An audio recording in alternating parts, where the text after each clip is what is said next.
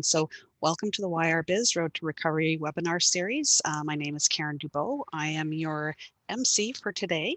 And we're just so excited to have a great lineup of speakers. We do have a small change to the agenda. We have Aaron McTagg from Venture Lab joining us. So we will be talking about a new digital Main Street program that Venture Lab is going to be delivering here in York Region. So without further ado, I'd like to ask, actually, I don't see him on. Is Charles Banfield from the region of York here? No? Jennifer, are you doing the welcome remarks for the region of York?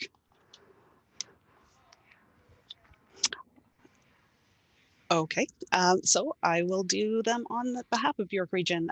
So the YRBiz webinar series is a partnership, a collaboration between the Newmarket Chamber of Commerce, the Vaughan Chamber of Commerce, and the Region of York's Economic Development Team. And the purpose is really to provide relevant information, tips, strategies, and insights to small businesses to help them navigate through the pandemic. It's in collaboration with region or chambers across York Region and the York Region Business Coalition. So we're very pleased to be working collaboratively together. And it's really only by working together that we can manage our way through this challenging time. So today the topic is harnessing digital technologies to help your business.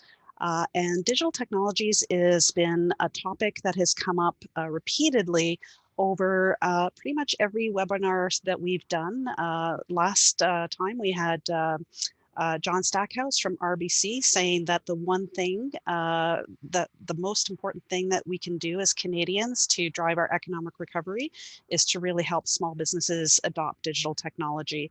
And that this economic recession that we're in is a small business economic recession. It'll be small businesses that drive us out and into the recovery. So it's more important than ever. And I think we've seen a number of new programs come out that are really geared to helping small businesses figure out what kind of technologies they can use, what makes sense for their business, and how to actually use them effectively. So today we have a number of speakers. We have Daryl Gillot from the Digital Main Street program, who's going to be with us and talking about this wildly popular program that's spread all across the province of Ontario. And we also have Aaron McTagg, as I mentioned, from Venture Lab. And we also have Gunjan Sael, and she is doing a lot of work with businesses of all sizes on their strategies and tactics and how to really make sure you're staying ahead of the curve as we navigate through these challenging times. So before we get started, I just wanted to touch on a few housekeeping issues. We are recording this session today, and we will be following up afterwards with a link where you can view the recording of the session, as well as getting a copy of all the presenter materials. So don't feel like you have to rush and write things down, because you'll be getting a copy of the recording. Also, we are using the chat and the Q&A function of the Zoom webinar platform. So we would encourage you to use those features, ask questions. You know, we've got some great experts on the line today. So make sure that you're really taking advantage of all that they have to offer. So without further ado, I'd like to ask Daryl if you would like to get started and share with us about the Digital Main Street program. Absolutely, Karen. Just want to say thank you to you and the team for having me. You know, really enjoying it, and really looking forward to just kind of sharing a bit of info and seeing if I can answer any questions. So I don't have a deck, and that was done on purpose. I didn't want to, you know, kind of just walk through a presentation. I just wanted to have a bit of a conversation with everyone, and just, you know, let you guys know some of the some of the opportunities that are available. It'll be relatively quick. I wanted to leave some time to hopefully answer some questions. But you know, I think I want to start, you know, for anyone who's aware, you know, we've run a grant program in the past, and you know, that was wildly successful. We were able to give out about $5 million in grants over the previous 2 years. That program is running again.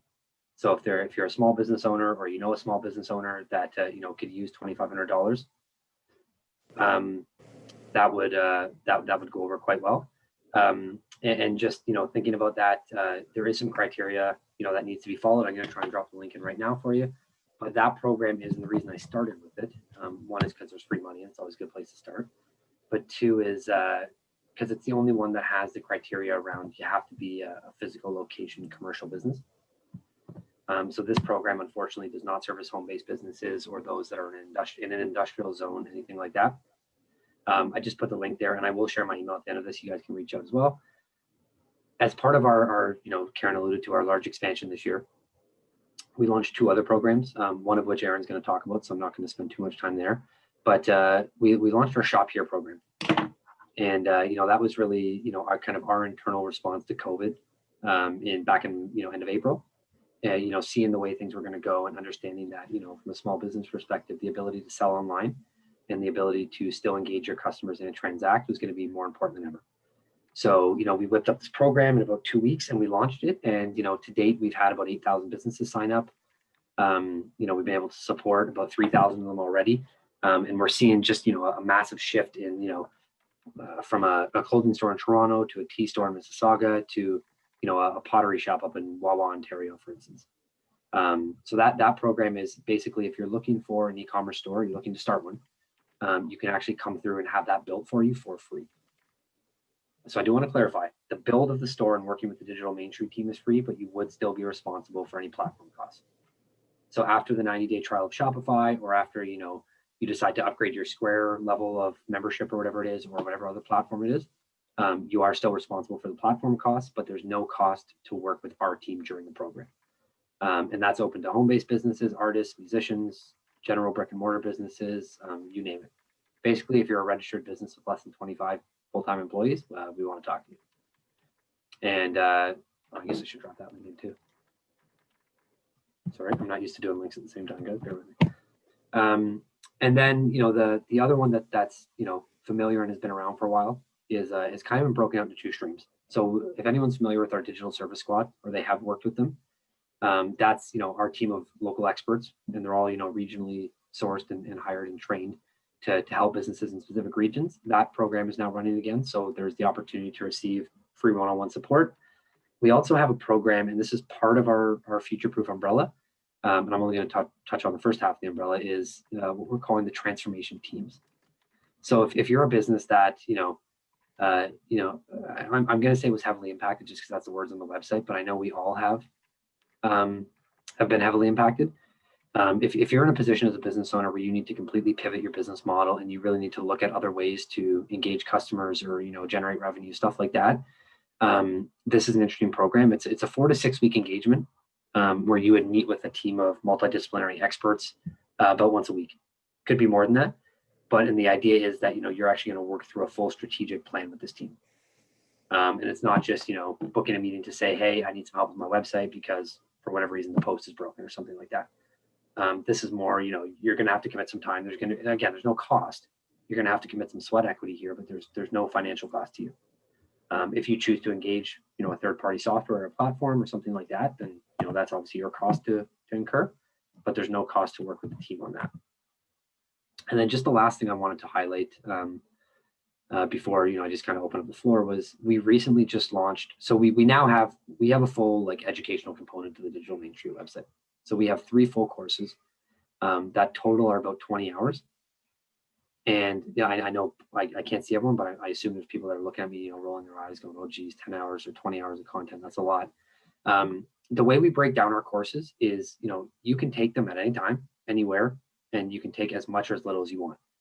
So, you don't have to go through the course in order to get to the last module. If, that last lesson on social media is the only thing you care about, then go and, go through that 45-minute lesson, and that's fine. I think for our first 2 courses, the longest individual lesson is 15 minutes. So we really tried to, even though it's 8 hours and 2.5 hours respectively, we tried to break it down. So, you could do a 15-minute lesson today, a 15-minute lesson tomorrow, an hour, whenever. And again, all completely free. But on that same note, we just launched 6 days ago, our 3rd course, and that's called the Main Street Relaunch Program. And really what we wanted to do was, go a little bit outside our comfort zone and not just do everything on, tech and marketing and hardware and software and all that. That's obviously still a very important part. But so the course that we just launched, this relaunch program, it touches on things, and working with a small business expert, how can you pivot your business model? How can you, business financials, operations, all the stuff that tie in with the digital component. but really all focused on helping you pivot your business and understanding, you know, how, when, and why it's either applicable or necessary, or, you know, it's not viable, whatever it may be. And really just looking to provide you guys as much information as possible. So I know I've done a lot of talking in a short time. Oh, there we go. Look at this. Have you implemented, or are you planning to implement new solutions to help you navigate COVID-19? So this is a poll feature. I forgot to mention that in the housekeeping, that we wanted to get people to just interact a little bit. So there's a couple polls that'll pop up throughout.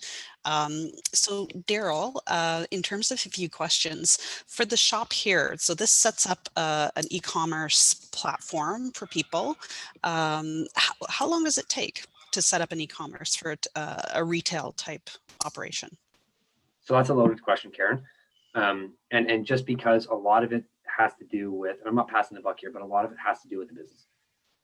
And we understand that you guys are going through, you know, more now than you ever have. Not only just running your business with less staff or less resources, whatever it may be, but there's also just what I call, you know, life issues right now. You know, what happens if your kid gets a runny nose at school and you got to pick him up? Like, there's so many things going on. But honestly, to give you an accurate answer, like, it could span from 48 hours to, you know, 4 weeks. Like, it's very much, and again, a lot of that is, when I say on the business, I don't mean in a negative sense. It's just, you know, because we're working with the business owner, you know, if all of a sudden for 1 week, you know, they've had other things come up and, you know, we just don't have the time, then that's fine, right? That may just naturally extend the time it takes us to build that site. So it's, you know, I'd say conservative bet if you're, you know, you apply and you're engaged and, you know, you have the time to kind of dedicate on a weekly basis right away, you know, you're probably looking at anywhere from 2 to 4 weeks, depending on your kind of level of comfortability and just, you know, readiness to push that button to put it live, right? Right. Okay. So let me ask you another question. So in terms of readiness, I'm assuming that you're talking about having like images of products and, you know, all your pricing and figuring out shipping and all those logistics. Are those the types of things that companies could be thinking about now to try and get ready to work with an online store? Yeah, absolutely. And so I want to be clear, you don't have to have that. It definitely speeds the process up. I'd be lying if I said it didn't. But you know, we're happy as a team to help you guys, you know, everything from your logo to, you know, the text that's going to go on the about page of your website. Right. What is that Okay. one paragraph description? You know, what color scheme do you want? You know, what do you want your site to look like? You know, what are your brand colors? What's your brand guideline? Okay. Product photography is a big one, Karen. And that tends to be the, you know, the toughest one, just because if you've never sold online, you've never really had a reason to need product photography, right? Okay. So we have a guide that we can share, and we've got, you know, some quick, easy, you know, free to low cost, you know, resources and ways that, you know, we can teach business owners, but definitely not mandated. Okay. So the next question I have is, given the upcoming Christmas season and holiday shopping, and I guess, you know, the concern about whether people are going to be able to be out and about or not, it would seem that if you're saying 4 to 6 weeks, then now is the time for businesses to get organized to take advantage of that holiday shopping. Yeah, so I'm going to be fairly transparent here. And not for any good, bad, or indifferent reason. I truly believe that, you know, we're already a month and a half behind. Okay. Just because of so many factors this year.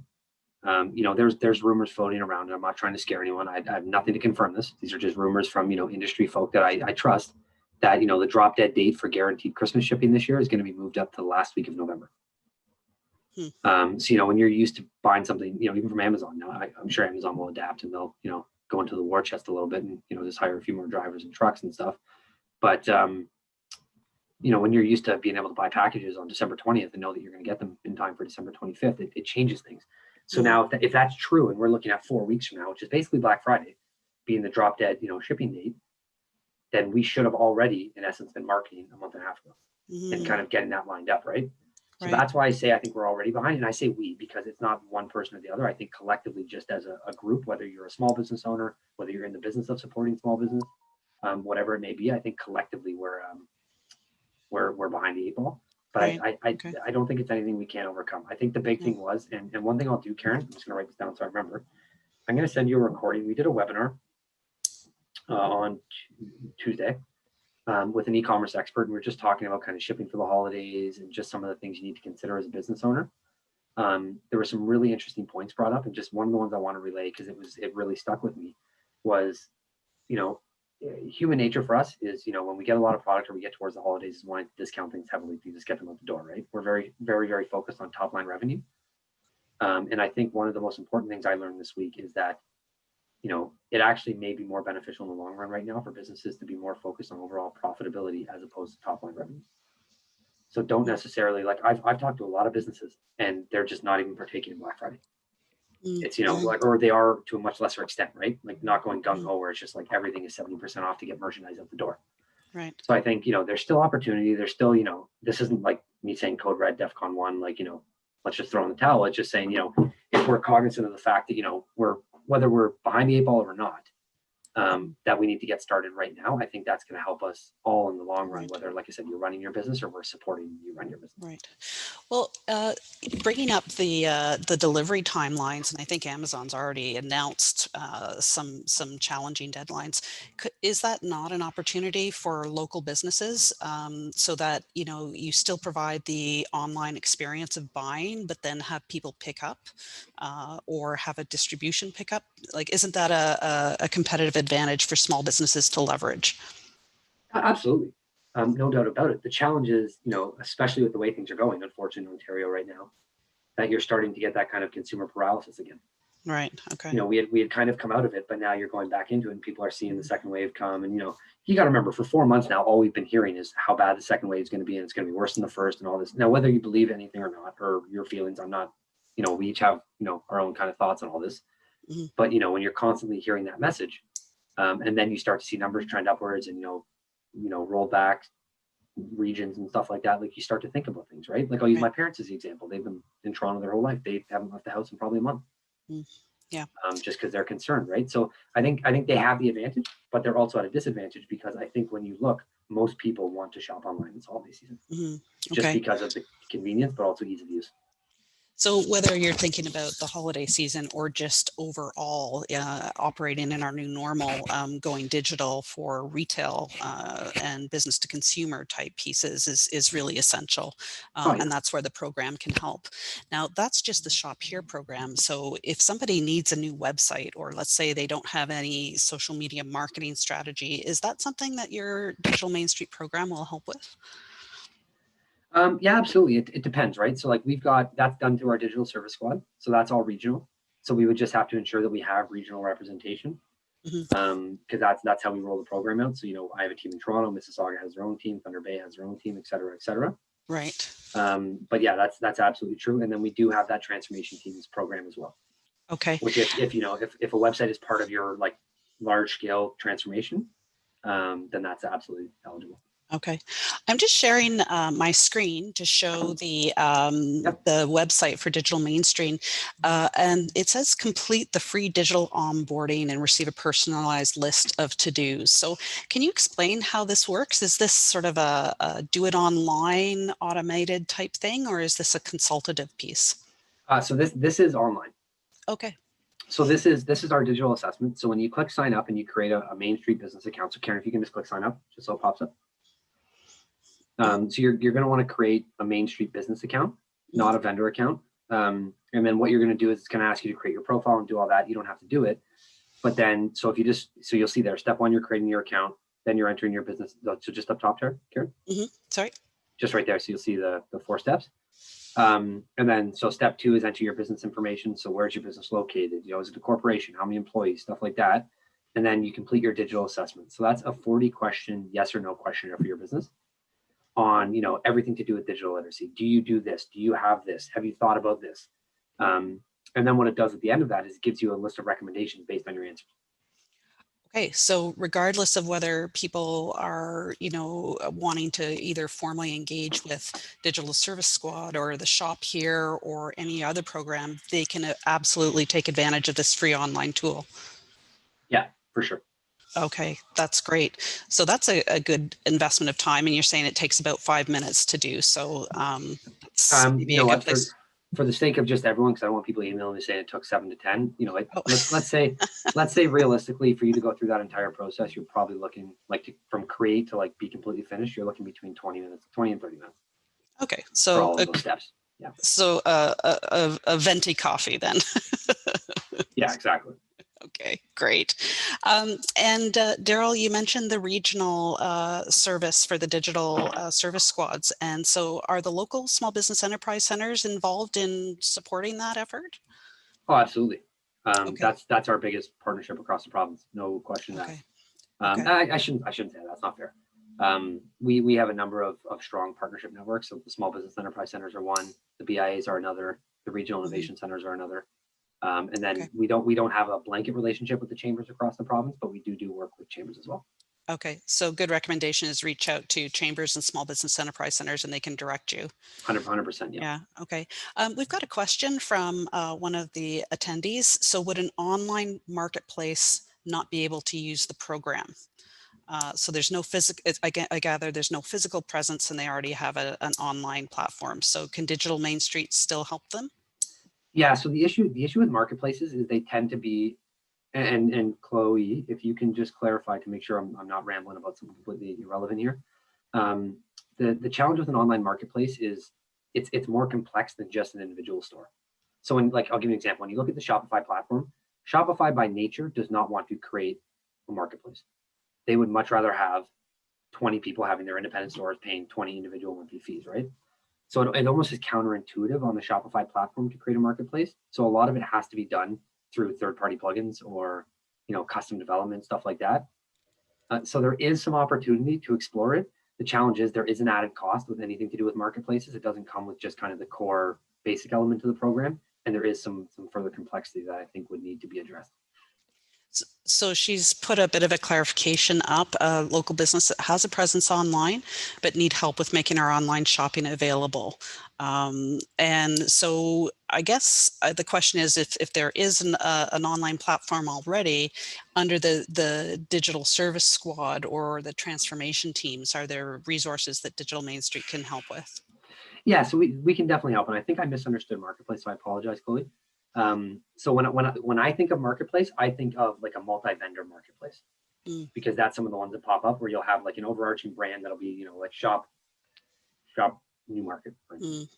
And then there's 20 different vendors on the site. No, that's not your fault, Chloe, that's mine. Yeah, no, so definitely if you have a presence but you're looking to make your online shopping available, that's exactly what this is for. Okay. If you need an online store and you want to sell online, that's what the program's for, to just kind of put it at that simplest level. Great. Okay. And then Gina is saying she was having some issues uploading her logo to the Digital Main Street profile. So what kind of supports are there for people that are having issues with the system? Good question. I just put the email in there. Just email that email, Gina, explain the issue, and we'll get it all sorted out for you, and we'll have put you in touch with the new team member. No problem. That's great. Thank you.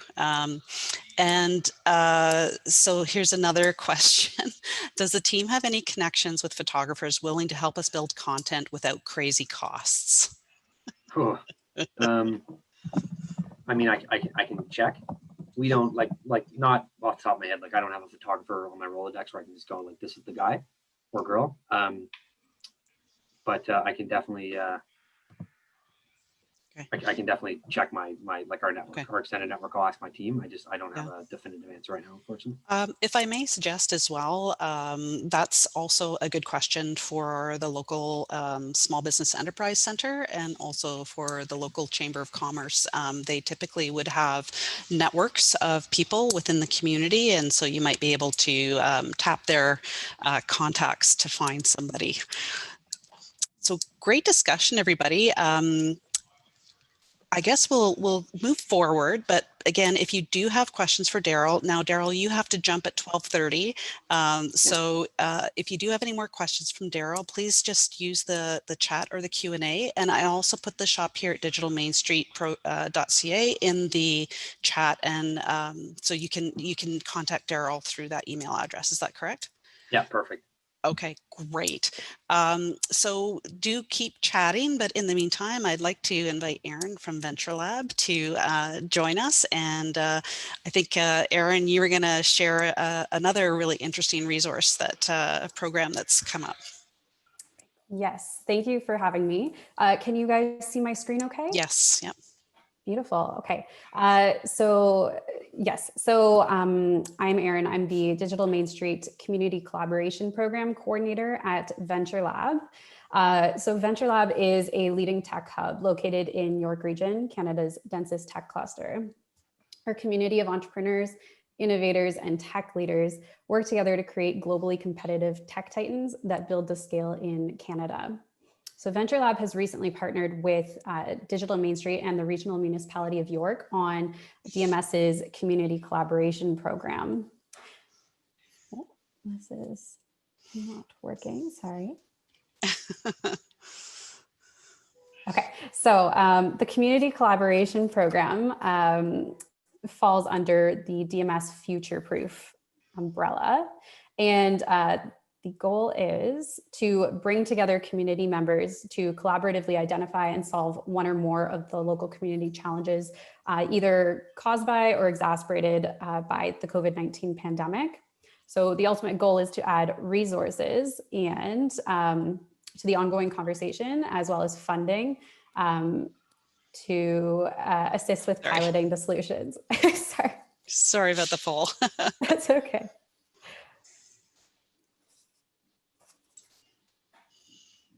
So, as part of the community collaboration program at Venture Lab, we have decided to facilitate this as a pitch competition. So small and medium-sized enterprises can apply their solutions addressing this year's challenge statement, which is to reimagine business continuity for Main Street businesses amidst the COVID-19 pandemic. And solutions can touch upon one of the following areas: increasing market visibility or presence and business networking opportunities, enabling staff retention and access to qualified talent, elevating consumer confidence, particularly for non-essential goods or services, or managing costs associated with COVID-19 protocol compliance. Oops. So up to 10 finalists will be selected from the original applicant pool. They'll have the opportunity to work with us to essentially develop their pitches and strengthen their applications. And they'll be pitching at what is called our Made in York Region event. It's an annual event highlighting York Region technologies, products, and solutions, and the role they'll play in advancing a more advanced and inclusive Canadian economy. So at the pitch competition, the grand prize is $25,000 to implement their solutions. The runner-up will receive $15,000 and third place finalist will receive $10,000. And this is in addition to the support and guidance from Venture Lab. And the funding does come from DMS and the York Region Entrepreneurship and Innovation Fund. In addition to this, the winners will have the opportunity to work with local community stakeholders to implement their solutions. So the implementation period will run from early December to mid-February. And at the end, we'll have a reporting period to keep track of all of the great successes throughout the program. So the deadline to apply is 12 p.m. on November 11th.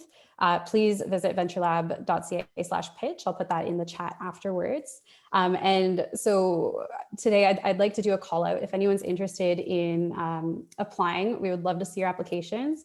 And if you're interested, if you're from an organization interested in participating in helping these small and medium-sized enterprises implement, we would love to hear from you.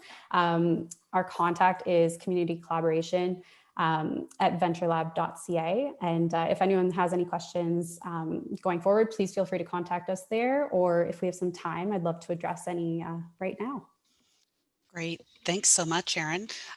Just wondering if I did put the website in the chat box. At the website, will there be sort of criteria that you're looking for in terms of what makes a good application?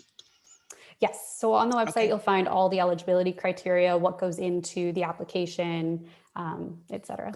Okay, fantastic. So we've got one person that's saying interested, and I'm sure others are probably going to be checking out the website. A question, there's a another challenge that's focused on healthcare called Activate Vaughan. Are these two programs connected at Venture Lab, or are they two different items? As far as I know, they're completely separate items. I'm not very familiar with the other one. Okay, so maybe for Gunjan, who asked that question, I know we have Brian Schiffman, the CEO of the Vaughan Chamber of Commerce here, so maybe you could connect with Brian and find out a little bit more about it. And then there's another question, is a new business eligible for participating in the pitch competition? Yes, as long as they are incorporated in Canada and comply with all the other eligibility criteria, you are good. Okay, so for Chloe, who asked that question, check out that eligibility criteria. If you need help registering your business, that's definitely what the Small Business Enterprise Center is all about. So take advantage of it. Before we move on, I just wanted to showcase two other programs that I think I wanted to touch on for businesses. So I'm just going to share my screen here. If you're a larger business and you are looking at your digital strategy, there's also a program called the Recovery Activation Program. And this is similar to Digital Main Street, but it's just at a larger scale. So for organizations that have maybe more employees or that are already using, maybe an inventory management point of sale, and you need to go to the next step. So this program does a 44 question assessment, and you can do it online. It's all automated, and then you get a report of what they term your DNA. This takes a bit longer to do. It's about, I think when we did it, it was about 40 minutes to go through. But again, it's worth doing if you're thinking about a larger digital transformation initiative. And the other one I wanted to share is one that we've mentioned before on the webinar series, and this is called the Canada United Fund. And this is a partnership with RBC and the Chambers of Commerce and a whole bunch of other private sector businesses. And so you heard as well that they had been raising money to provide small grants to businesses to help them with COVID-related expenses. So purchasing PPE or physical space renovations, or actually developing a website and e-commerce capabilities. That program was so successful, the federal government has contributed another $12 million to their fund.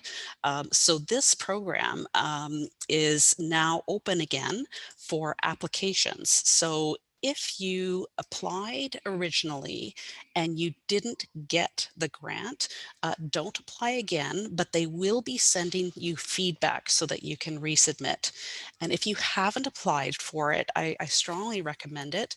And this is the website, gocanadaunited.ca. And I think their grants of up to $5,000 to help you with your COVID-related business expenses. So please check that out. It's a rolling intake. There's not a deadline. And again, if you did submit before and weren't successful, follow up with them because you won't have to resubmit. So as you can see, there's a lot of programs available. Almost it becomes difficult to navigate, but I would strongly recommend that you connect with Daryl or Aaron or the Small Business Enterprise Center in your community, and they can give you some guidance as to what direction you may want to go in. Okay, with that, I'm really excited to introduce Gunjan Sael, our next speaker.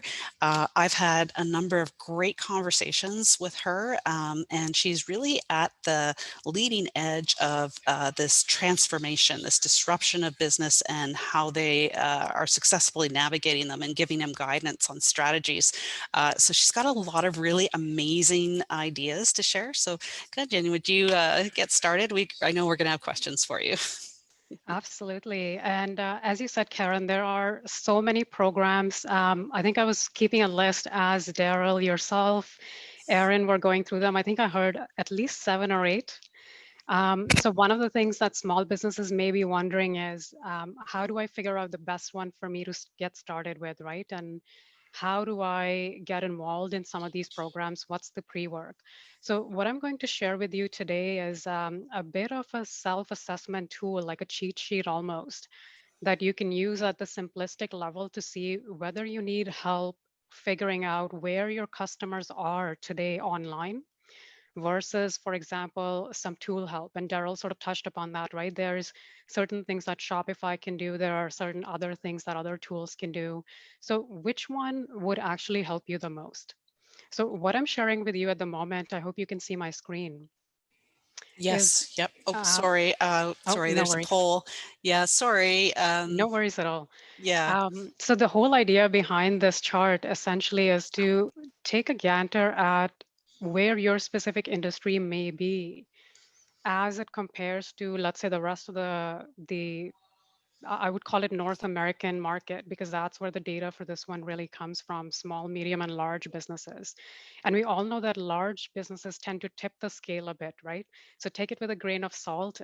As you said, Karen, earlier, small businesses are at the cusp of everything that's happening right now, not just from a recovery trend, but they're also the ones that have been most impacted by what's happening around us, right? Like we don't have the deep pockets of Amazon, like a war chest, as Daryl said, to dive in and start going into different directions and play around with it.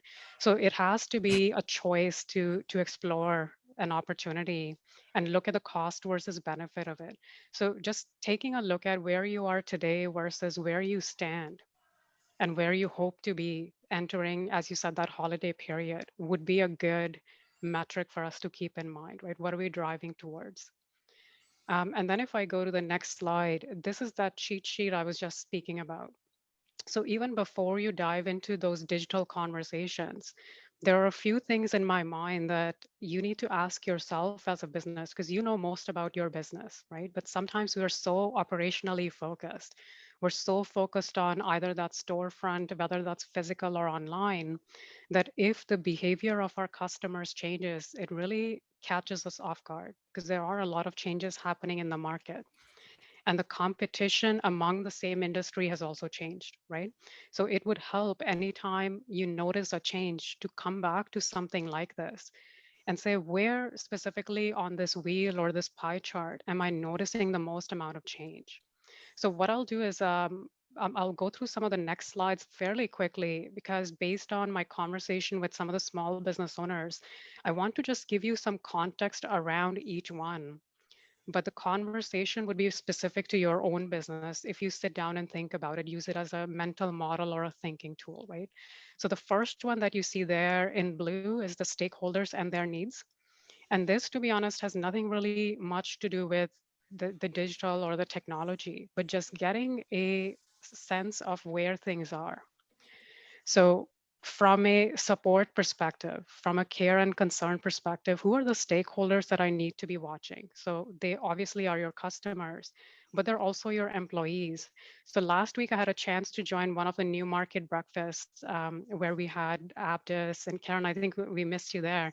But Tracy was there, the president of the chamber, and we talked a bit about how the employee expectations are different across different industries as well, right? So if you're a hotel versus a retail store versus someone who can do business online at the moment, your employees may or may not be cooperating with you the way that you want traditionally, right? So that conversation needs to change. So it's important to think about what are their needs and who are the other partners. Do you have vendors, or do you have other support network within your business that can either bring some of that information to you, or maybe they're downstream to you before you hit the customers?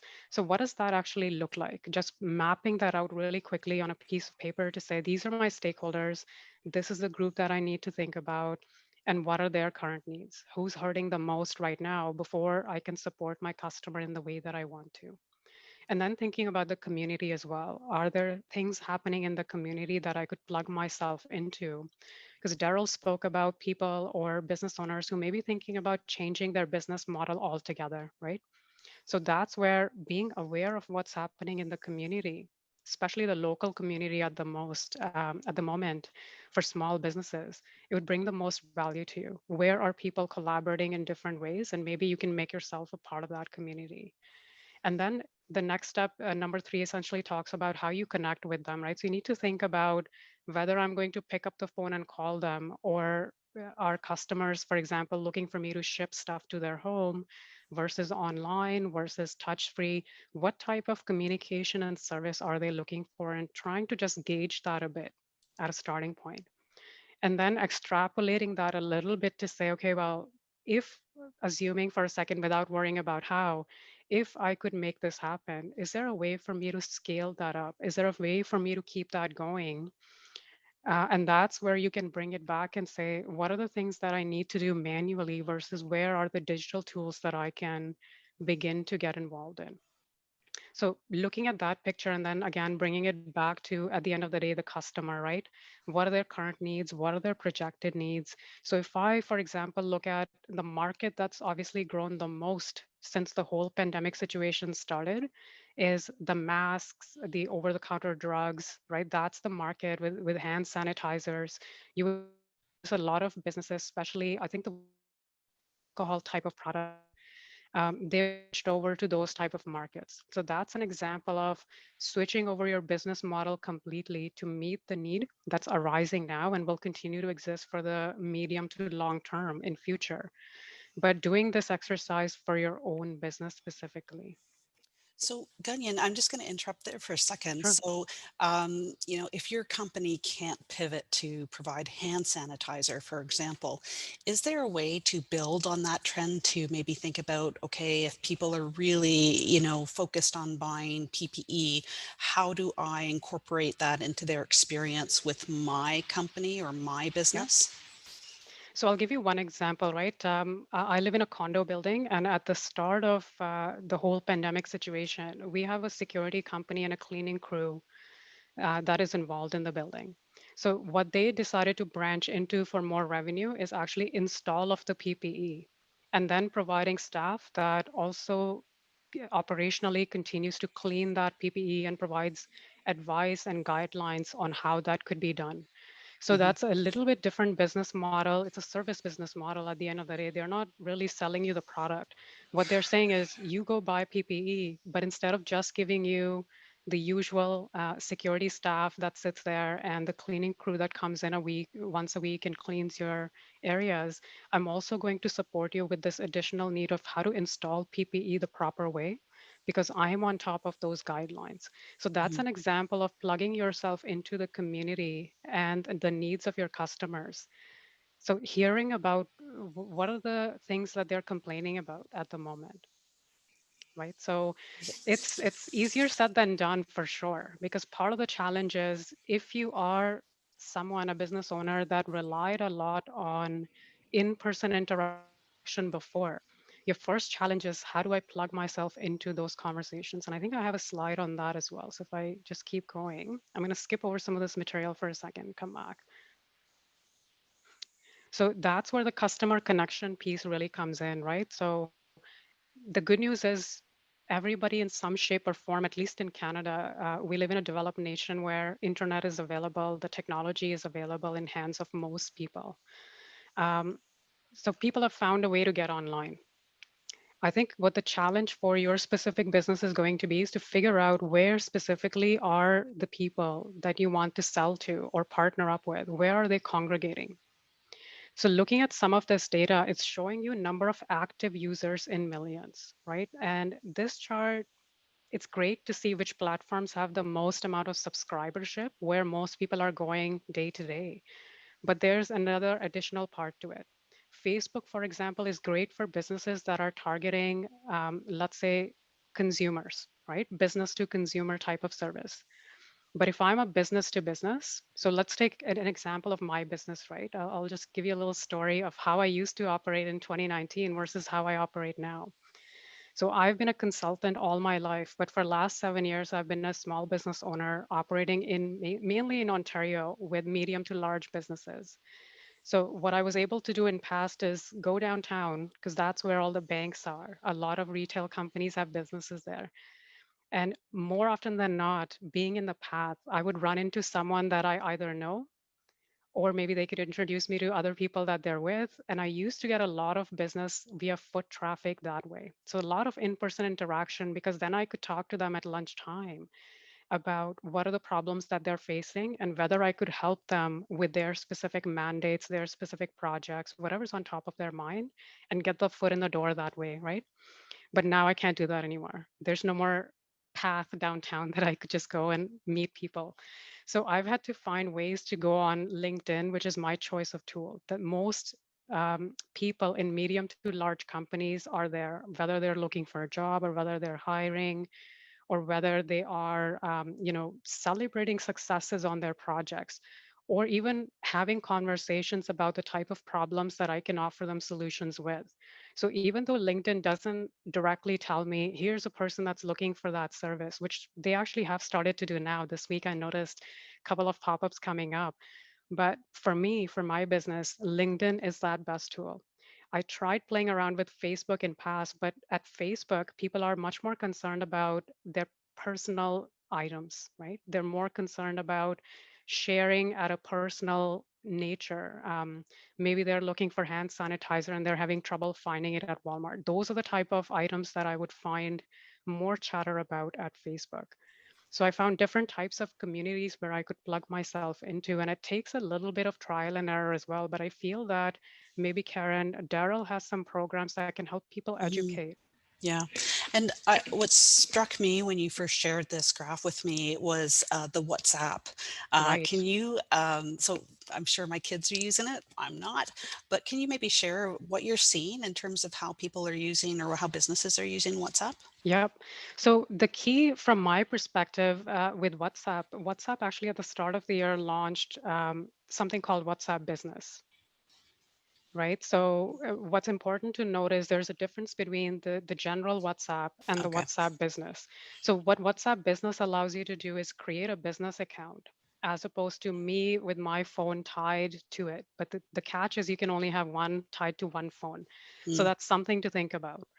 So if you are a type of business, let's say someone who is in the arts or photography type of an industry where you're doing a lot of specific client interaction, it's a very personal type of business, right? I need maybe a business portfolio, but somebody else may need maybe engagement pictures, right? People are still getting married. So from that perspective, that may not require a WhatsApp business account because you want to interact with that individual, with that person on a more personal level. So maybe a Facebook plus a WhatsApp type of account works best because then you can use a two-step strategy. You can use Facebook to try and attract people to yourself, right? Because people are celebrating their changes in whether that's their specific life, they're celebrating any good things that are happening. So they may be looking for photographers. If you notice two people are now engaged, maybe it's a good time to reach out to them and say, hey, would you be interested? And then continue once you have them coming in the door, then continue that conversation safely because WhatsApp is a secure tool. So now mhm, you can chat with them. They can message you at any point in the day and you can have that conversation, right? And multiple people at the same time. WhatsApp business actually works very well as well if you are, now I'm going to use a non-Canadian example, but maybe this can be related to some of the businesses here. I have a fair bit of family in India, and I was actually supposed to go to India to support them with some property and other financial matters in May, and I obviously couldn't go. So what I was able to do though is use WhatsApp Business, which is what you'd be surprised to know banks are using in India now. Like there's a bank called ICICI. And if I can be authenticated via Zoom or hold my driver's license up so they know that it's me, not somebody else pretending to be me on that WhatsApp business app, then every continuation of that conversation can be held there because they can create a special thread for me with my family. So we can continue the conversation, any instructions that we need to provide that bank to do the business in a secure manner through that app. I never would have thought of using WhatsApp for banking before this. And to be honest, I'm very happy that they made that happen because the alternative was to not get there until sometime next year whenever the whole situation gets sorted out. So I don't know if those examples help, but if I think about, for example, retail businesses, right, for holiday marketing. There's actually ways to choose multiple different platforms here.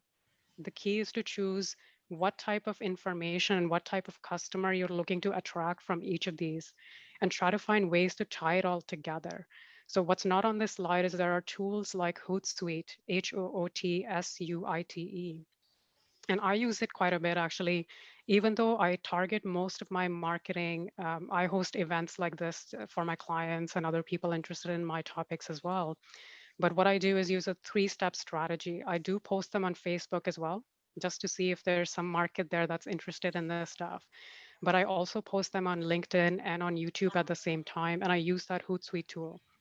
So if I, from a content perspective, create that post with that in mind, to give them one link or one place where they can all go and interact with all kinds of content, to have that portfolio for myself, then I can use that link, even schedule it at start of my morning, and it automatically does that work for me.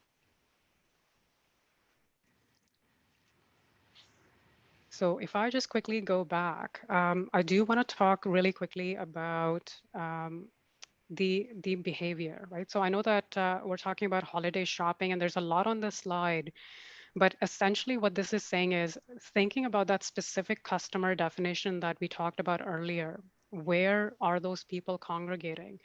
There's some data that you can use towards that. So as you shared earlier, Karen, that Amazon's already announced certain things that they're going to be working towards, and there's data that Daryl mentioned already around certain dates that you need to think about if you're going to be in delivery business, right?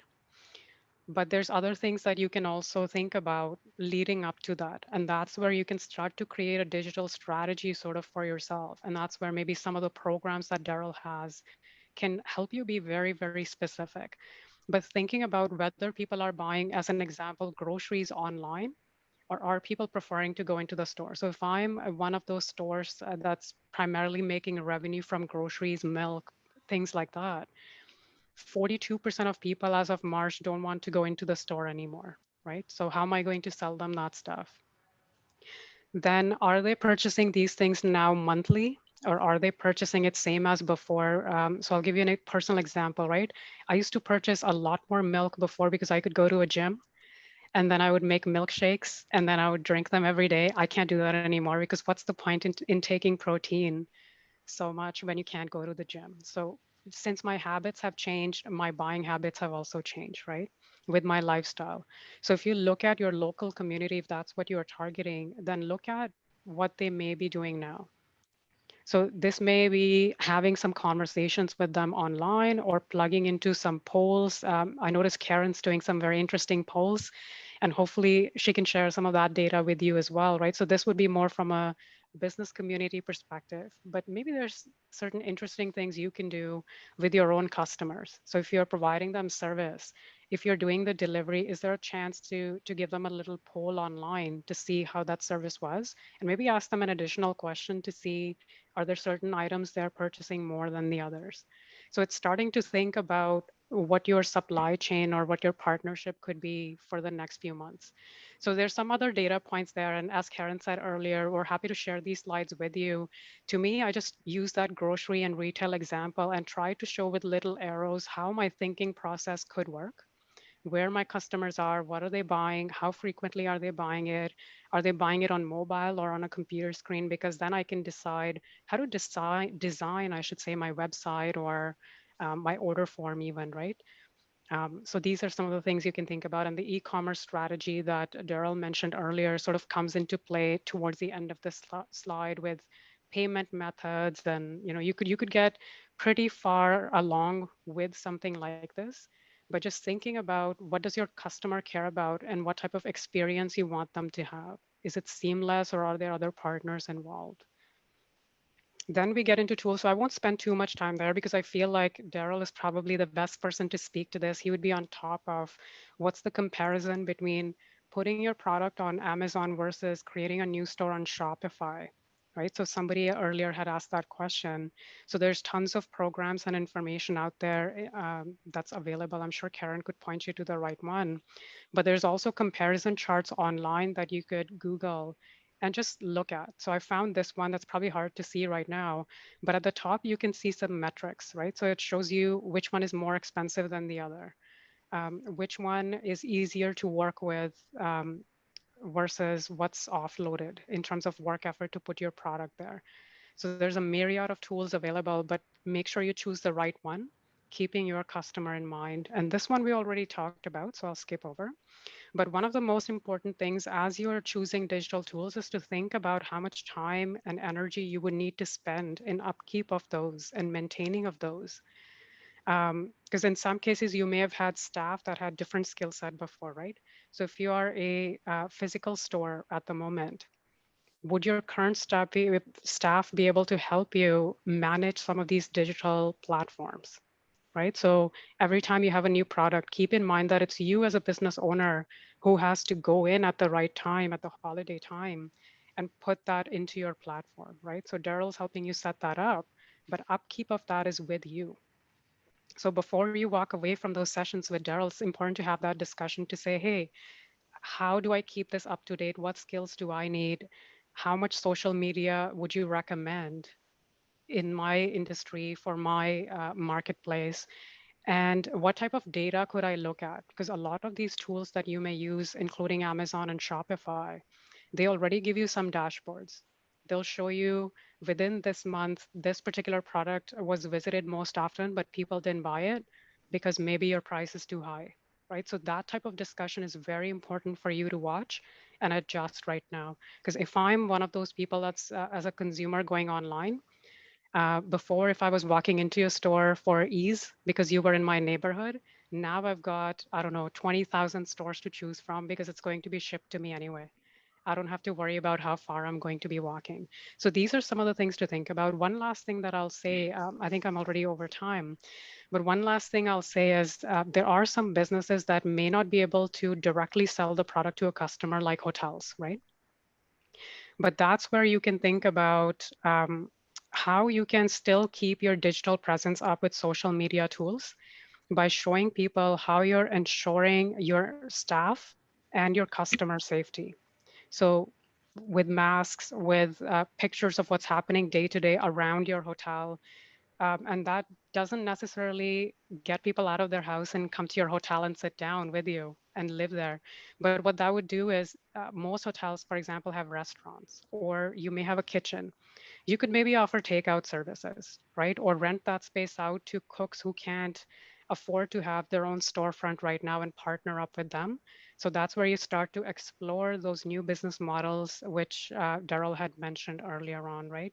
So that's where, Karen, the conversation gets quite interesting. But I feel like if we use a wheel like this as business owners to just sit down, take a moment, if there's been a big change like we saw with modified stage 2, maybe just take a gander of what's changed in what area and think about what would be most helpful to you right now. So Yeah. I'll stop there. Great. Yeah, thanks. There's a lot to unpack there. And I know Jennifer McLaughlin, who owns Cache Restaurant and Supper Club, is on the line with us today. And she talked in an earlier session about ghost kitchens, Right. which is, a really fantastic model for, keeping revenues going when you can't have your dining room open. The other thing that I thought was really interesting the other day is I think I was actually just doing like Scrabble online, and an ad popped up for Pearson Airport.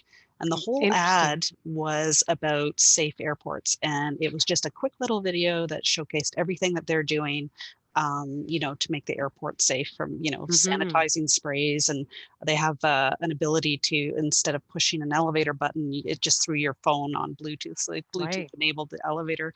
So, I think it's really interesting that, the companies are thinking about how they communicate to their consumers what they're doing. And what that experience is, because we know that you can't compete with Amazon directly. No. You can compete on quality of product. You might be able to do local pickup, but you really do still need to meet the customer expectations, right? You've got to make it easy Right. for them to buy online. And you've got to, if you want them to come into your store, you have to establish trust. and Right. confidence that, you know, they're safe. So, you know, fascinating conversation as always. Gunjan. Thank you, Karen. It's, And I'll just drop my email into the yes. chat as well if there Mm, are folks that are interested in, you know, having their specific business or industry discussion. I'm happy to help. As I said to great. Karen, my target market usually is mostly medium to large organizations, but anything that I can help the community with, the small business owners, Yeah. that's how we bring the Canadian economy back. Perfect. Okay. Well, I think this has been a great session. Lots of good information. I hope everybody got the resources from the chat session. If not, we will be sending out the slides afterwards. I know, Aaron, there's at least one person who's going to be following up with you on the pitch competition. And I think several people will be following up with Daryl. So I'm really, really glad. Oh, someone's asking, what is Daryl's email? I think earlier in the chat, he put it as, I'm just going to see it, shop here at digitalmainstreet.ca. So if you just email him there, he will respond. I would highly recommend on the website for Digital Main Street that you go ahead and do the assessment, because I think that would be you know, a good place to start. I know it's a lot of information. It's probably overwhelming, but just know that there are people and programs and resources out here to support you. So we're at time.